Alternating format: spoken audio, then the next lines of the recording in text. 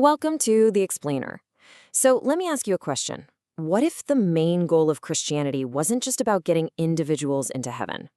Today, we're digging into a theological framework that argues that church's true mission is way bigger, to actually transform entire nations right here on Earth.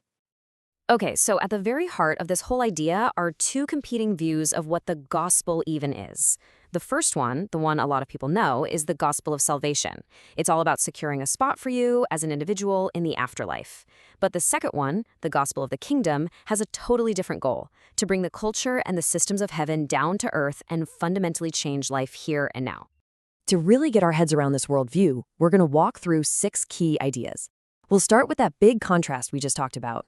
Then look at how redefining one single word, Christ, changes the entire mission, and see how this whole thing builds to a very specific vision for the future of all nations. All right, first up, this framework basically argues that focusing only on an afterlife in heaven, well, it kind of misses what it claims was the original point all along, bringing heaven's way of doing things down to earth.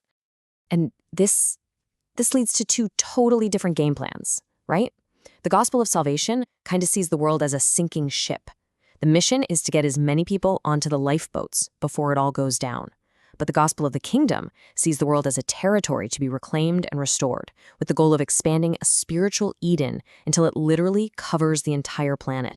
Okay, next up, and this is a big one. The whole theology really hinges on one single but massive reinterpretation of Jesus' main role, moving from savior to something else. So, the source material really zeroes in on this one pivotal question Jesus asked his disciples. It's presented as the turning point, the moment that unlocks his entire mission.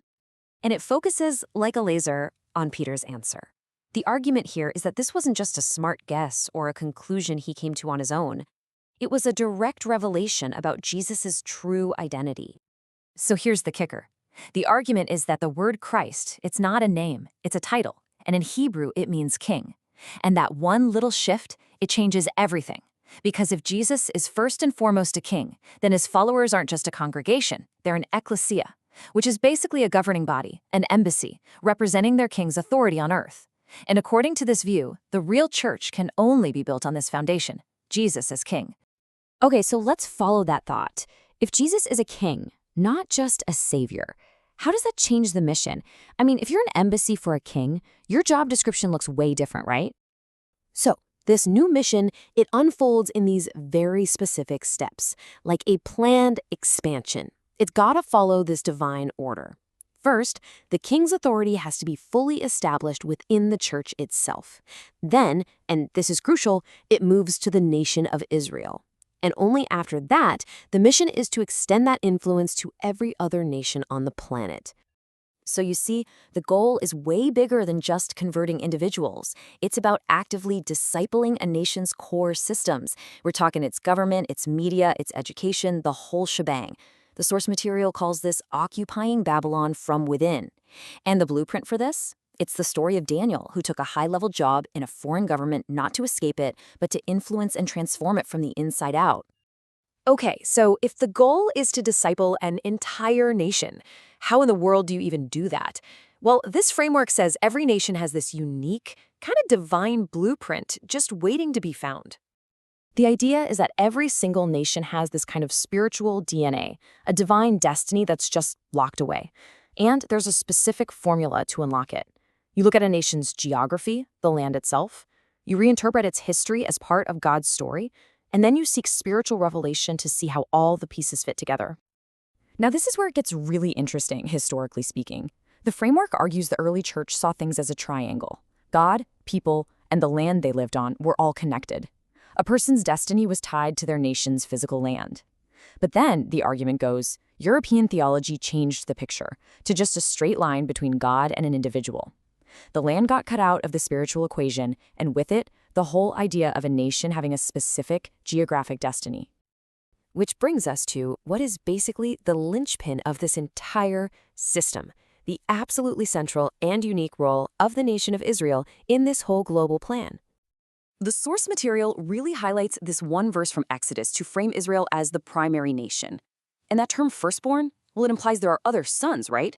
And those other sons are all the other nations of the world. Israel is just a first in line.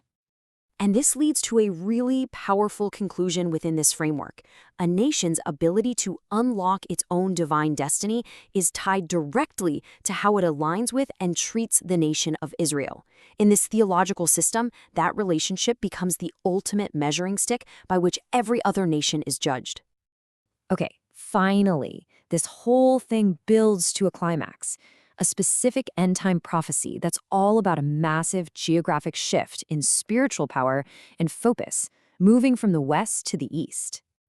So the idea is that we've entered a new phase of history. Think of it as the second half. The spiritual spotlight is moving away from the west, from Europe and America, and over to what's called the East Gate. That's Asia. And the church in Asia is now tasked with spearheading this global transformation. And this timeline here, it lays out the whole story as this framework sees it. You start with the revolution of the early church, then Europe's Reformation, and then the American era of revival, which is all about individual conversion. But look at that last step. According to this view, Asia's job isn't just another revival, it's restoration, the grand finale to bring back that original gospel of the kingdom and fulfill every last prophecy. So when you put it all together, it's a pretty radical shift, isn't it? From personal salvation to total national transformation, with the nation of Israel right at the very center of the plan. And it leaves us with this one big provocative question. If it's true that every nation has a unique God-given destiny, then what is the church's ultimate responsibility on the world stage?